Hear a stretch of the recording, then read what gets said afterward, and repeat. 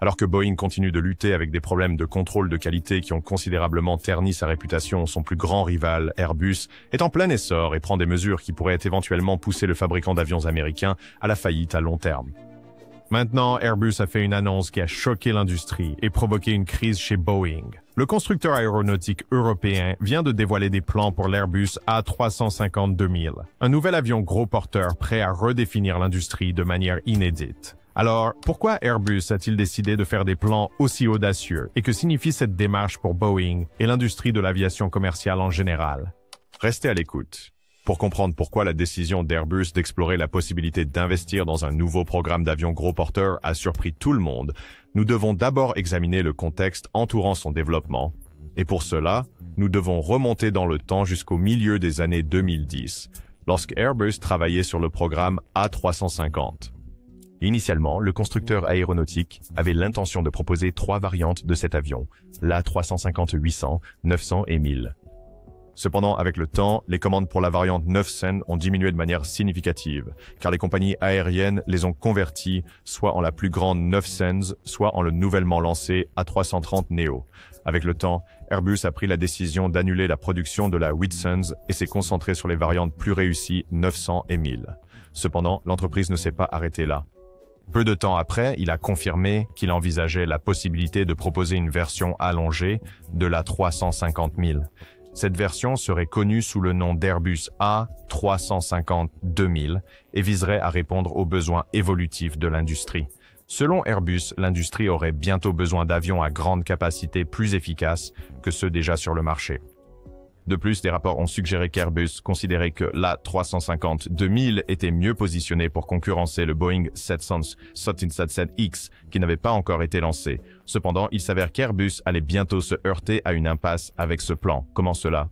Le fait est que, alors qu'il délibérait sur ce plan, il produisait encore un autre avion gros porteur, l'Airbus A380 Super Jumbo. Avec cet avion encore en production, le développement et le lancement ultérieur d'un autre avion à grande capacité, tel que l'A350-2000, entraînerait pratiquement une cannibalisation entre ces avions. Airbus, désespéré de maintenir le programme A380 en vie pour récupérer les 25 milliards de dollars qu'il y avait investis, a décidé de ne pas aller de l'avant avec l'A350-2000. Les experts et les analystes ont soutenu que d'autres raisons qui auraient pu pousser le constructeur aéronautique européen à abandonner ce programme incluent les immenses ressources nécessaires pour le réaliser, ainsi que la nécessité de se concentrer sur les unités existantes, qui commençaient tout juste à décoller. Il semble maintenant que le rêve de l'Airbus A350-2000 ne se soit jamais vraiment évanoui, et cette fois, Airbus pourrait enfin être prêt à le concrétiser. En regardant les détails du nouvel avion, on peut dire qu'il s'agit pratiquement d'un allongement de la section transversale du fuselage et qu'il devrait être environ 10 pieds plus long que l'Airbus A350-1000. Selon Airbus, l'espace supplémentaire sera suffisant pour accueillir 50 sièges supplémentaires, ce qui signifie qu'il pourra transporter jusqu'à 460 passagers, soit 34 sièges de plus que son plus proche rival, le Boeing 777X. Airbus s'attend à ce que les sièges supplémentaires soient un argument de vente important pour de nombreuses compagnies aériennes, car avec plus de passagers, elles seront assurées d'avoir des marges de revenus et de rentabilité élevées. De plus, il a été confirmé que le poids maximal au décollage du nouvel avion sera de plus de 20 tonnes inférieur à celui de son concurrent le plus proche, le 770X. Vous voyez, un poids maximal au décollage plus bas signifie que l'A350-2000 pourrait être plus économe en carburant, économisant des millions aux compagnies aériennes en coût d'exploitation au fil du temps. Des rapports ont également confirmé qu'Airbus est prêt à concevoir l'avion de manière à ce que son poids maximal au décollage reste dans les limites de son frère, l'A350-1000.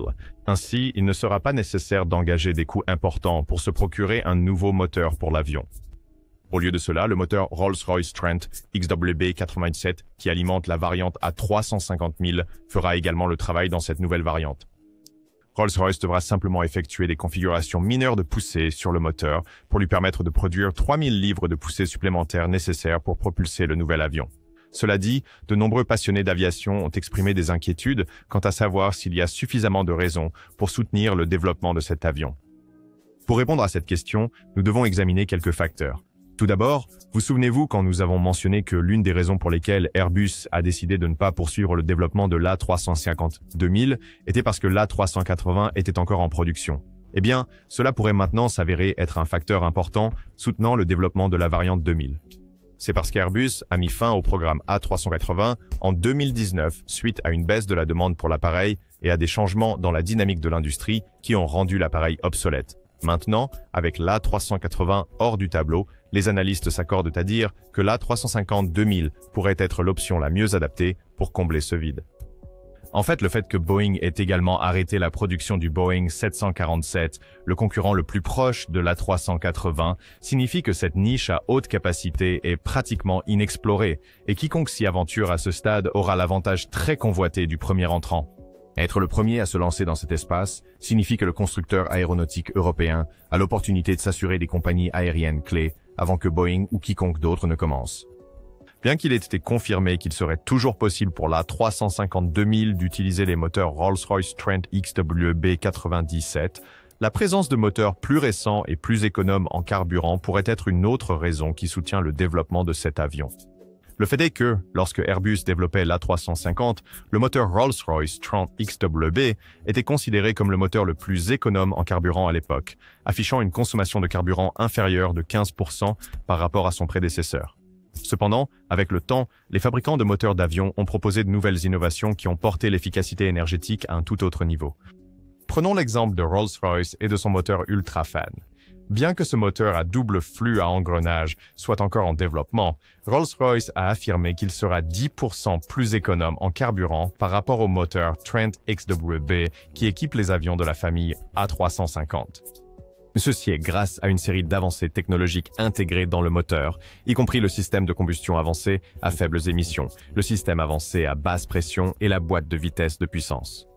À la lumière de cela, Airbus a l'opportunité de signer un accord avec le fabricant britannique de moteurs d'avion pour concevoir le moteur spécifiquement pour l'A350-2000.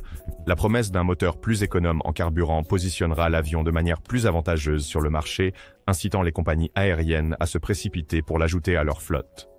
Il est également important de noter que le partenariat de longue date d'Airbus avec Rolls-Royce, renforcé par l'utilisation de moteurs comme le Trent XWB sur la 350, le 7000 sur la 330 Neo et le 9sense Turbofan sur la 380, pourrait s'avérer être un facteur clé pour concrétiser la vision d'utiliser l'Ultrafan sur le nouvel A350-2000. Un autre facteur que nous pourrions examiner pour aider à déterminer la viabilité de l'A350-2000 est la demande sur le marché. Pour cela, nous devons examiner la performance actuelle de l'industrie et les projections futures. Selon les données de l'Association internationale du transport aérien, la demande mondiale de transport aérien en 2024 a atteint un niveau record avec une augmentation de 10,4% du trafic total par rapport à 2023.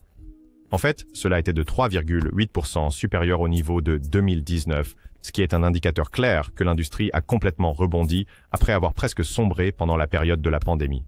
En 2025, la demande de voyages aériens devrait croître de 8% avec un taux de croissance annuel attendu de 4,3% au cours des 2 prochaines décennies. Alors que la demande de voyages aériens augmente avec le temps, les compagnies aériennes auront besoin d'autant d'avions à grande capacité que possible pour répondre à cette demande. Supposons qu'Airbus aille de l'avant avec ce plan, il est possible que les compagnies aériennes soient attirées par sa capacité, en faisant ainsi un succès instantané sur le marché. De plus, un rapide coup d'œil à quelques études de cas de pays pourrait aider à obtenir une perspective encore meilleure. L'une de ces études de cas est l'Inde, où des rapports ont montré qu'elle détient actuellement le titre du marché de passagers aériens à la croissance la plus rapide au monde. Rien qu'en 2024, plus de 376 millions de personnes ont transité par les aéroports du pays, représentant une augmentation impressionnante de 15% d'une année sur l'autre. De plus, la même année, le transport aérien domestique du pays a enregistré une amélioration de 4% du nombre de passagers, atteignant 80 millions de passagers. À l'avenir, le trafic de passagers aériens en Inde devrait croître de 6,2% par an d'ici 2040. Ce sera le taux de croissance le plus rapide parmi les grandes économies mondiales. En fait, il sera également bien au-dessus de la moyenne mondiale de 3,9%. Un autre cas d'étude est celui de la Chine. À l'instar de l'Inde, l'industrie de l'aviation commerciale de ce pays d'Asie de l'Est est en pleine expansion depuis quelques années. En 2024, cette industrie a enregistré une augmentation de 14% du nombre de passagers aériens par rapport à 2019, atteignant 640 millions de passagers. Au cours des 2 prochaines décennies, l'industrie de l'aviation commerciale chinoise devrait croître à un taux de 5,9% par an, également bien au-dessus de la moyenne mondiale. Maintenant, alors que la demande de voyage aérien continue de monter en flèche dans ces pays, il y aura besoin d'un avion plus grand et plus efficace pour suivre le rythme. C'est là que l'A350-2000 entre en jeu avec sa grande capacité de siège. Il est prêt à être la solution parfaite pour aider les compagnies aériennes opérant dans ces pays à répondre à la demande croissante de voyages aériens. Une autre raison qui pourrait soutenir le développement de l'Airbus A350-2000 et Boeing, vous pourriez vous demander comment cela pourrait-il être. Vous voyez, au cours des dernières années, Boeing a connu un déclin significatif suite à de multiples incidents de problèmes de contrôle de qualité et une culture organisationnelle défaillante qui l'a vu se concentrer davantage sur les résultats financiers et moins sur les aspects de qualité et de sécurité dans ses pratiques d'ingénierie. Cela a conduit à 2 crashs tragiques de l'avion Boeing 737 MAX 8 qui ont entraîné la perte de plus de 300 vies. Ce n'est pas tout. Cela a entraîné un autre incident où un panneau de porte d'un Boeing 737 appartenant à Alaska Airlines s'est détaché en plein vol en janvier 2024. Cependant, ce qui pourrait être la plus grande implication avec laquelle Boeing se débat est la certification retardée du Boeing 777X, qui a maintenant plus de 5 ans de retard. Initialement prévu pour entrer en service commercial en 2020, cet avion ne l'a pas encore fait, Boeing rapportant maintenant qu'il devrait entrer en service en 2026. Maintenant, les compagnies aériennes qui avaient commandé le 777X se retrouvent frustrées car elles sont contraintes de dépenser des milliards pour moderniser leurs avions vieillissants en attendant que Boeing livre le nouvel avion. Les compagnies aériennes comme Emirates et Cathay Pacific ont ouvertement critiqué Boeing pour ne pas avoir livré ces avions dans les délais convenus et se sont même tournés vers Airbus, le plus grand concurrent de Boeing, pour de nouveaux avions gros porteurs. Par exemple, en novembre 2023, Emirates a passé une commande de 15 unités de l'Airbus A350 dans un accord d'une valeur de 6 milliards de dollars. De son côté, Cathay Pacific a récemment passé une commande de 30 unités de l'Airbus A330 Neo, avec une option pour 30 de plus à l'avenir. Selon ces compagnies aériennes, ces appareils sont destinés à les aider à répondre à la demande croissante de voyages aériens et à concurrencer les transporteurs régionaux et internationaux. Il est probable que d'autres compagnies aériennes suivront cette tendance si Boeing continue de les décevoir. Si cela se produit, la 350-2000 pourrait être la meilleure alternative au 777X et cela s'ajoute aux facteurs soutenant son développement. Par ailleurs, un certain nombre de compagnies aériennes ont ouvertement soutenu la nécessité d'un nouvel avion de grande capacité qui remplacerait le Boeing 747 et l'Airbus A380. Cependant, la compagnie aérienne qui a été très vocale à ce sujet est Emirates. Le transporteur basé à Dubaï, par l'intermédiaire de son directeur général, Sir Tim Clark, a affirmé qu'un remplacement pour l'A380 serait faisable, car actuellement, il existe de meilleures solutions en matière de construction et de conception, d'aérodynamique et de propulsion. Selon Sir Tim, il est maintenant possible d'atteindre une consommation de carburant inférieure de 25% avec un nouvel avion dans cette catégorie. Maintenant, il ne reste plus qu'à Airbus de mener des recherches de marché plus approfondies et de déterminer si effectivement l'A350-2000 serait l'avion à haute capacité tant attendu par des compagnies comme Emirates. Néanmoins, comme tout programme de fabrication d'avions, l'A350-2000 devra surmonter sa part de défis. Le premier défi qu'Airbus devra relever dans le programme A350-2000 est lié au carnet de commandes existant.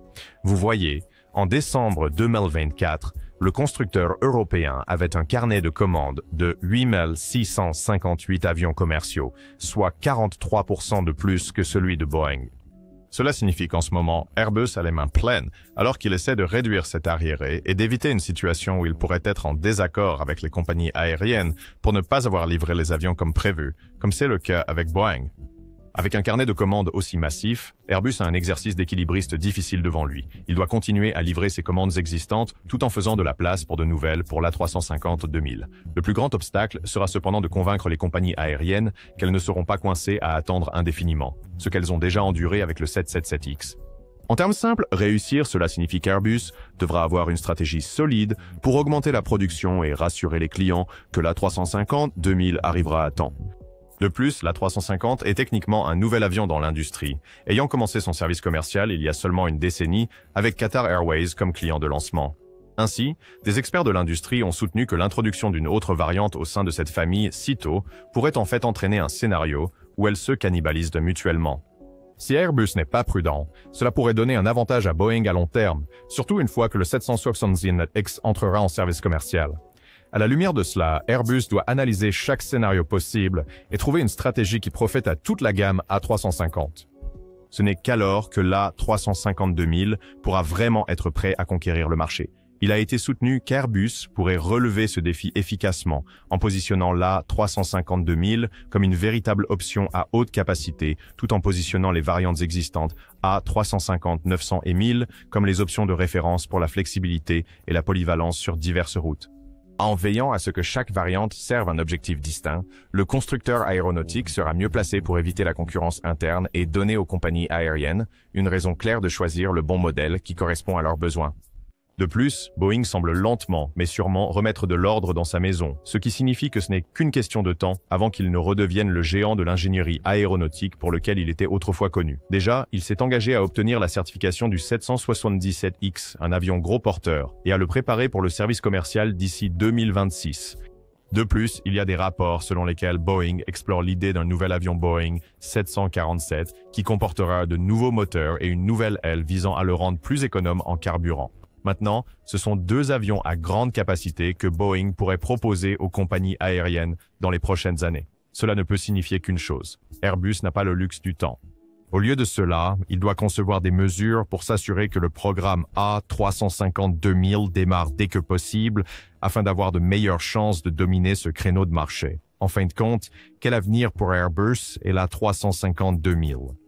En regardant vers l'avenir, Airbus pourrait explorer d'autres moyens de positionner l'A350-2000 de manière plus compétitive. Une façon d'atteindre cet objectif pourrait être d'annoncer la version cargo. Le fait est que les compagnies aériennes et les opérateurs de fret aérien pourraient apprécier l'idée d'un grand avion cargo qui remplacera le vieillissant 747, qui devient également extrêmement coûteux à alimenter et à entretenir. En fait, les données de l'Association internationale du transport aérien ont montré qu'en 2024, la demande mondiale de fret aérien a augmenté de 11,3%. Au cours des prochaines années, cette demande devrait encore croître à mesure que le commerce électronique continue également de croître à l'échelle mondiale. Ainsi, un avion avec une grande capacité de fret, comme la version cargo de l'A350-2000, pourrait être l'atout que les compagnies aériennes ont besoin pour répondre à cette demande. De plus, Airbus pourrait tirer parti de l'A350-2000 pour se forger une solide réputation en tant qu'entreprise engagée à adopter la durabilité dans ses opérations.